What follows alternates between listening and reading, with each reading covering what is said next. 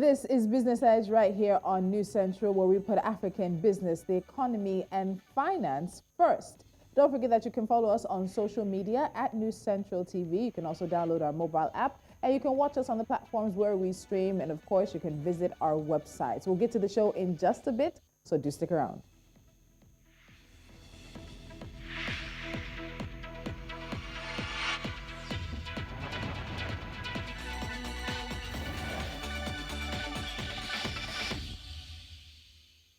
Now, just this morning, the Reserve Bank of Zimbabwe lifted its ban on third-party country foreign payments. And this was yet another measure taken to stem the depreciation of the country's currency. But what's really interesting about this story is that the turnaround on the ban was literally under 24 hours, as it was announced just yesterday. Now, even with that announcement yesterday, there were some exemptions to the ban, including fuel and basic food items. Now, the measure was believed to help it facilitate critical transactions in order to keep the economy going smoothly and also encourage the remittance of export proceeds back to Zimbabwe. Recently, the country stopped commercial banks from lending money. Described as a temporary measure, it was aimed at curbing excess dollar demand and to also help stabilize the Zimbabwe dollar. Zimbabwe has been winning the war against inflation, despite decades of mismanagement and crippling sanctions that had led the nation to triple-digit inflation figures. But recently, with recent events such as the Russia-Ukraine war, the country has been hit hard once again, and its citizens also are feeling the heat. Our conversation today looking at Zimbabwe lifting the ban on third-party foreign country payments, what that would do to the economy, and of course touching base on the decision made last week and announced by the president that banks in Zimbabwe should stop lending to government, individuals, and corporates. This is Business Edge.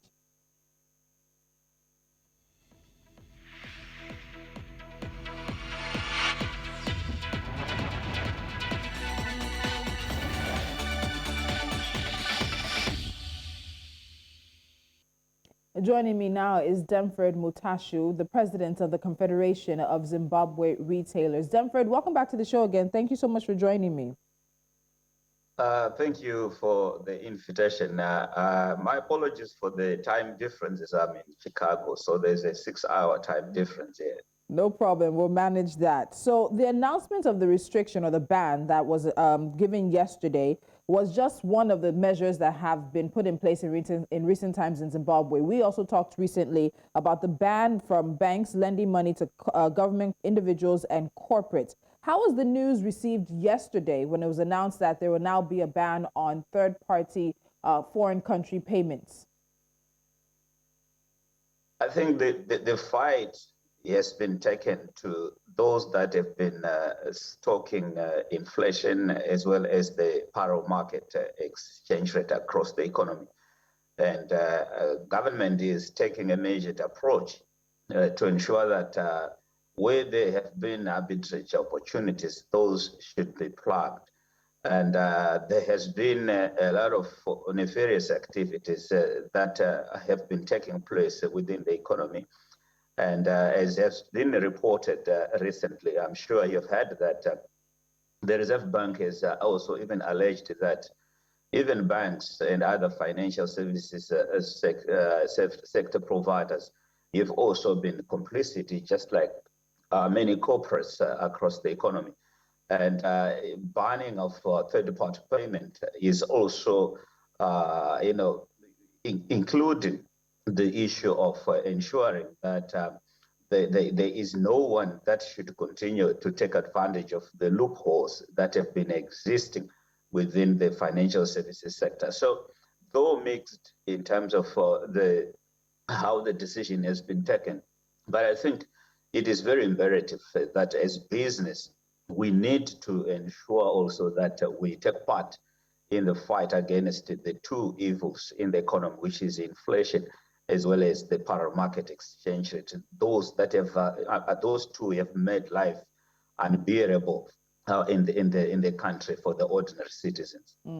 So an analysis of the decision that was announced yesterday said that it would likely help Zimbabwe with remittances, basically making things a bit inconvenient for economic agents. But particularly on this aspect, For Zimbabwe and Zimbabweans, how important are third-party country payments? And with that ban announced, but then now reversed this morning, who would mainly have been affected by it?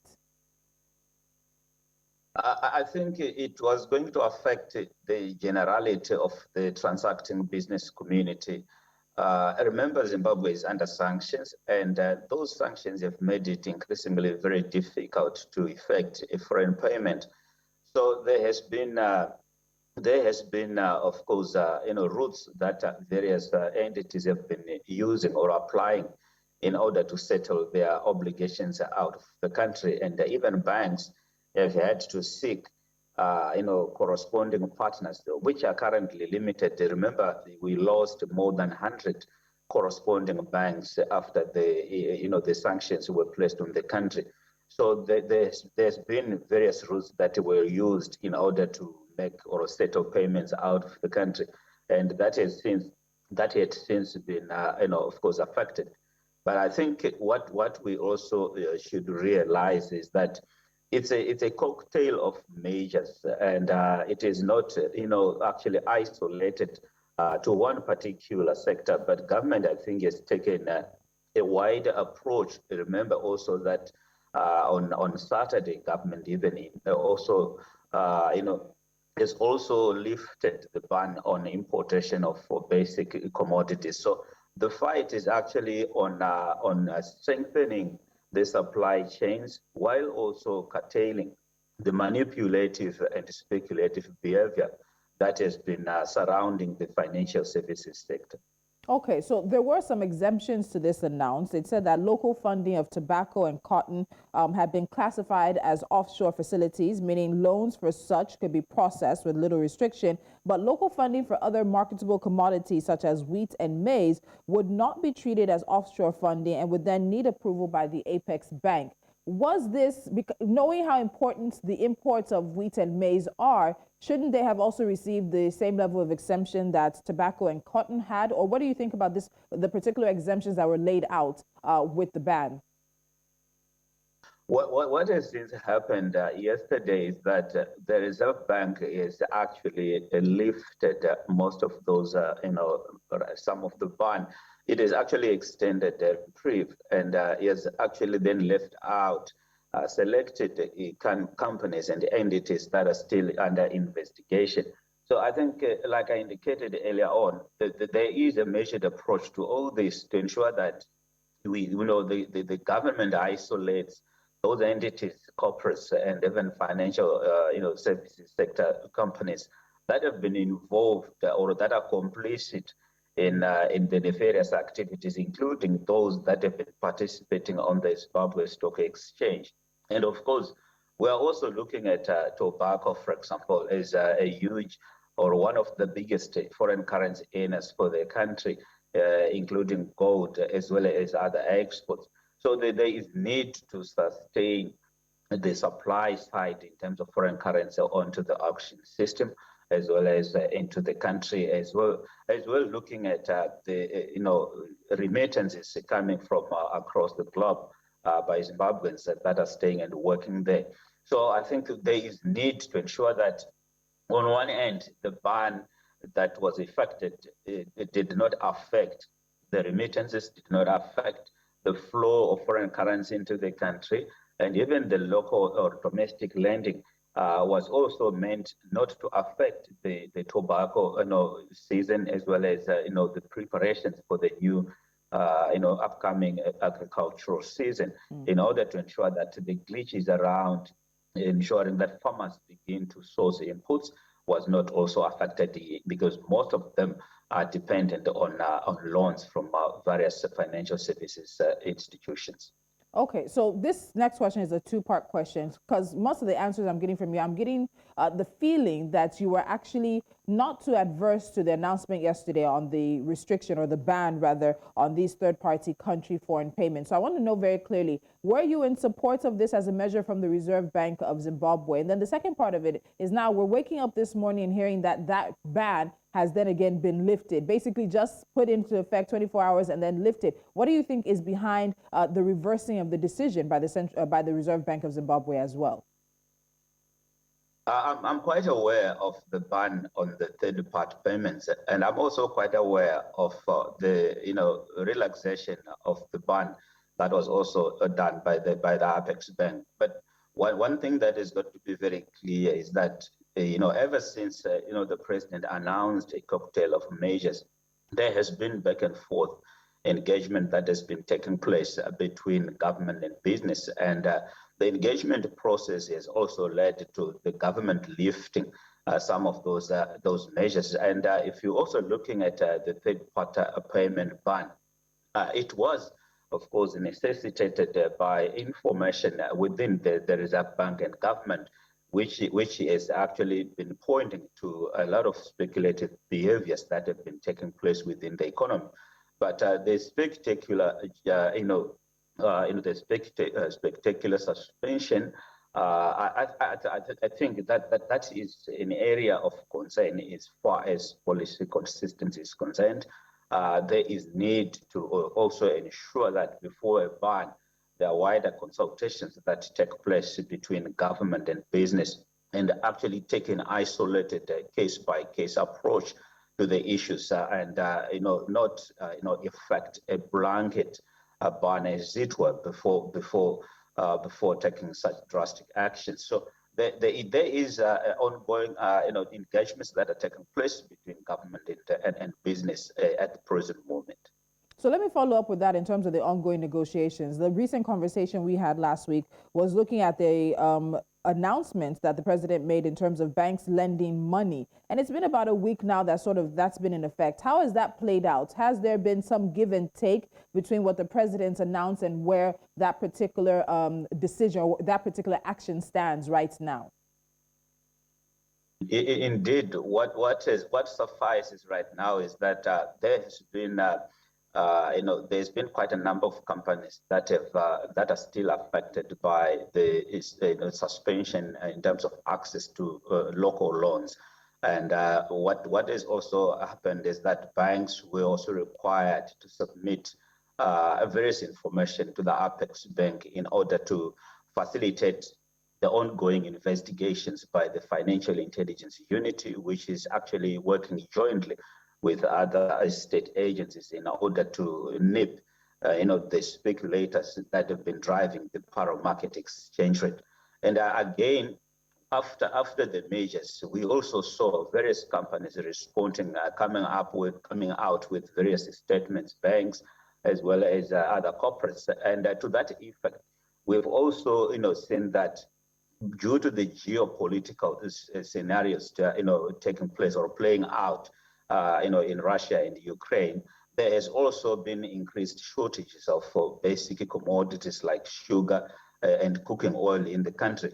That has also probably informed the government's decision to lift the ban on import of those key basic commodities. There's just a long list of basic commodities that ordinary citizens as well as companies with offshore or free funds can be able to bring in those commodities into the country to plug the shortages that we're currently experiencing.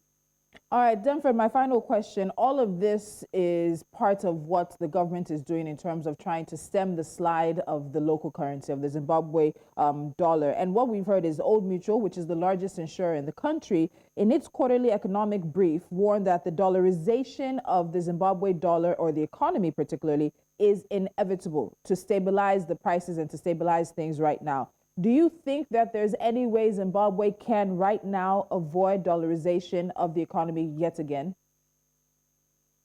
What has happened is that the country is on a de-dollarization path, but the market is since dollarized against the path that government and the private sector have taken. So this is why we have said it is increasingly important that alongside all these measures, we also term the high informalization of the economy. The shadow economy continues to drive sentiment as far as confidence of the local currency is concerned, the power market exchange rate, and even stoking up inflationary pressures across the economy. And of course, looking at our situation is very precarious, because if we were to dollarize, we don't have so many banks that we actually be importing the US dollar notes from. Remember, at some point, we were importing from South Africa, and because of the sanctions environment, I think banks in South Africa were threatened by the United States government. If they continued to deal with Zimbabwean banks and the Zimbabwean government, they were also going probably to be affected by the sanctions. So I think basically it is an environment that is so precarious, and we need to do the much that we can to preserve and safeguard the local currency and continue with the de-dollarization trajectory. Because we've had to, we now have monetary authority sovereignty, and we also have ensured that even exports, we became very competitive if we compare ourselves with the region. So I think if we were to dollarize, we'll come back full cycles, because even the cost, rather the environment has been very expensive to produce out of since we dollarized at some point. So it is imperative that we do what we can as a collective to ensure that we protect and safeguard the local currency other than attacking it. All right, Demfred Mutashu, as always, thank you so much. Sorry to interrupt your vacation there, but we are very happy that you're able to avail us on this conversation. Do have a pleasant day. Yeah, I'm actually out here on business, and I'll be going back to Zimbabwe during the coming weekend. Thank you very much. All right. And the conversation as to how things are playing out in the Zimbabwean economy is one we're keeping a close eye on. We can't ignore the consequences of the sanctions that the country has been in for over 2 decades now. The Zimbabwean dollar has lost half of its value this year, making it Africa's worst performing currency. Everything being done now is meant to support the currency amid a growing threat of the economy dollarizing for the second time since 2009, when the country last officially turned to the US dollars as hyperinflation in triple digits soared. You're watching Business Edge. Up next is NC 4 to 1.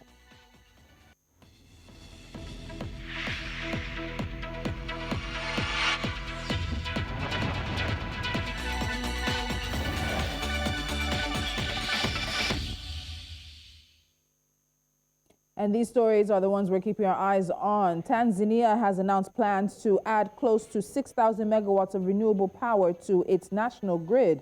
The country is already on course to sign an agreement with Equinor and ExxonMobil to develop a liquefied natural gas plant worth $30 billion by the end of May. Safaricom has announced plans to raise close to $2 billion for from development finance institutions and local banks in the next 5 years to fund its Ethiopian subsidiary. Parts of the funding will also be raised internally and through rental financing from equipment vendors. The Finance Ministry of Ethiopia and the World Bank have signed a pact for a grant of $300 million to assist reconstruction and recovery in conflict-hit areas. Services that stand to benefit are education, health, water supply, and a special effort to support survivors of gender-based violence in conflict-hit areas. And finally, crude oil hit its highest in 7 weeks on Tuesday, supported by the European Union's ongoing push for a ban of Russian oil imports that would tighten supply, and as investors focused on higher demand from an easing of China's COVID lockdowns. And that's Business Edge for you today. Follow us on social media, download our mobile app, watch us on the platforms we're available, and of course, go to our website anytime you like to stay up to date 24 hours a day, 7 days a week with the latest business, news, and information from here on the continent. I'm Tolu Lokwe Adeleru Balogun.